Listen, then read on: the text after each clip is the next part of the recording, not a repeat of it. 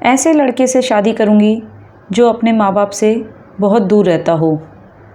अरे मंजू, उठ जा, सुबह के 8 बज रहे हैं, तब तक सोती रहेगी। अनीता ने ऐसा कहकर अपनी बेटी को उठाने की कोशिश की। कई आवाज़ देने के बाद मंजू ने अपनी आंखें खोली तो अनीता बोली, अरे कर ले तू आराम, ससुराल जाएगी ना तब पता चलेगा, जब सास सुबह ही 5 बजे उठा देगी और अगर देर से उठी तो डंडा और तेरा सिर होगा। मंजू बोली, ओहो माँ, आप भी सुबह से ही शुरू हो जाती हो सास का किस्सा लेकर। मैं क्या अभी ससुराल जा रही हूँ? अभी तो पढ़ ही रही हूँ, 10 साल पढ़े हैं अभी ससुराल जाने के। मंजू की बात सुनकर अनीता बोली, ऐसी जुबान जोरी अपनी सास से करेगी ना तो जबान ही खींच लेगी वो तेरी, माँ पर ही जोर चलता है तुम्हारा। अब मंजू झुंझलाकर उठ ही गई। उठते ही अनीता से बोली, मैं फ्रेश होकर आती हूँ, आप इतने चाय नाश्ता बना दो। अनीता रसोई में चाय नाश्ता बनाने चली गई। थोड़ी सी देर में मंजू भी तैयार होकर आ गई। मंजू को देखते ही अनीता बोली, क्या हुआ, ऐसे ही मुँह चुपड़ाई और तैयार हो गई? मंजू बोली, हाँ आज मेरा नहाने का मन नहीं था, पर अब इसे इतना बड़ा इशू ना बना लेना। अब ये मत कहना कि ससुराल में बिना नहाए धोए रहोगी तो सास 100 नाम धरेगी, कहेगी तुम्हारे घर में त्योहार के त्योहार ही नहाने का रिवाज है क्या?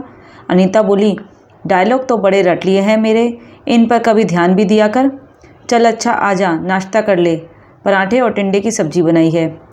टिंडे का नाम सुनते ही मंजू किलस गई और बोली, मुझे नहीं करना टिंडे से नाश्ता, इससे तो भूख भली। अनीता बोली, चल तेरे लिए मैगी बना देती हूँ, लेकिन ससुराल में सास नखरे नहीं उठाएगी तेरे, जो बना होगा वो ही चुपचाप खाना पड़ेगा। मंजू बोली, तब की तब देखी जाएगी, अब आप तो बना दो। मैगी खाकर मंजू अपने स्टडी में चली गई। 3-4 घंटे बाद जब मंजू स्टडी से उठकर आई तो अपनी पसंद के गाने स्पीकर लगाकर सुनने लगी।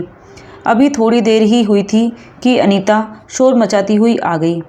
अरे आवाज़ कम कर, क्या पान की दुकान की तरह फुल वॉल्यूम पर गाने सुन रही है? आस पड़ोस वाले भी क्या सोचते होंगे? मंजू बोली, इस समय सास कहाँ चली गई जो आस पड़ोस वालों की आड़ ले रही हो? अनीता बोली, अच्छा अब बात मत बना, रसोई में आकर मेरा हाथ बटा, घर का काम भी सीख ले, वरना तेरी सास मुझे ही कोसेगी कि लड़की को बिना कुछ सिखाए ही चलता कर दिया। मंजू बोली, ऐसा है, पढ़ाई लिखाई छोड़कर कुकिंग क्लास एवं सिलाई बुनाई की क्लास ज्वाइन कर लेती हूँ, और हाँ 2-4 थान भी मंगवा दो मेरे लिए, उन्हें ही लपेट कर जाया करूँगी, क्योंकि आपके अनुसार मेरी सास तो आधुनिक पोशाक पहनने नहीं देगी।